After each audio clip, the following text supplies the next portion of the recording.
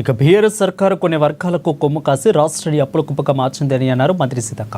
CM Revanth Reddy పైన అనవసర వ్యాఖ్యలు చేస్తూ కేటీఆర్ డ్రామాలాడుతున్నారని మండిపడ్డారు. కేసీఆర్ అసెంబ్లీకి వచ్చి మాట్లాడాలని సూచించారు. ఇకైతే సికింద్రాబాద్ బేగంపేట పాటిగడ్డలో లబ్ధిదారుడి ఇంట్లో సన్నభ్యంతో వండి భోజనం చేశారు. సామాజిక న్యాయం, అభివృద్ధి, సంక్షేమం దిశగా పేద బలహీన వర్గాలకు కాంగ్రెస్ ప్రభుత్వం ఆదుకుంటుందని తెలిపారు.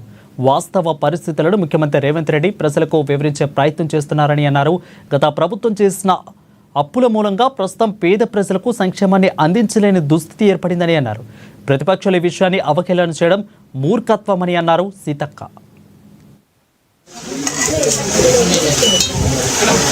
ప్రధానంగా మరి పేదలు కూడా కడుపు నిండా అన్నం తినాలనేటువంటి లక్ష్యంతో ఆలోచించి రైతన్నలు పండించేటువంటి వరికి 500 బోనస్ ఇచ్చి సన్నవడ్లకు ధాన్యాన్ని కొనుగోలు చేసి ఆ ధాన్యం ఎక్కడికో ఎగుమతి లేదా కొన్ని ఉన్నత వర్గాలకే పంపిణీ జరగకుండా పేదవాళ్ళు కూడా కడుపు నిండా అన్నం తినాలి అనే ఉద్దేశంతో సన్నబియ్యం పథకాన్ని మరి ఇవ్వడం జరుగుతుంది.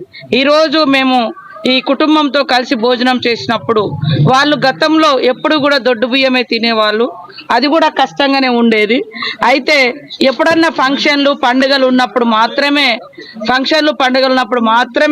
ఒక పండుగ వాతావరణంలో సన్న బియ్యం కొనుక్కొచ్చుకునే తినేది. కానీ ఈరోజు ప్రతిరోజు వాళ్ళ ఇంట్లో పండుగ వాతావరణం ఉండే విధంగా మన ప్రజాప్రభుత్వం, ఇందిరమ్మ ప్రభుత్వం, సీఎం రేవంత్ రెడ్డి గారు తీసుకున్నటువంటి ఒక విప్లవాత్మకమైనటువంటి మార్పు కోసం ఈరోజు సన్నబియ్యం ప్రతి పేదవాళ్ళకి ఇస్తా ఉన్నాం. అనేకము చెప్పి మరి కేవలము నువ్వు నీ తాబేదారులకు మాత్రమే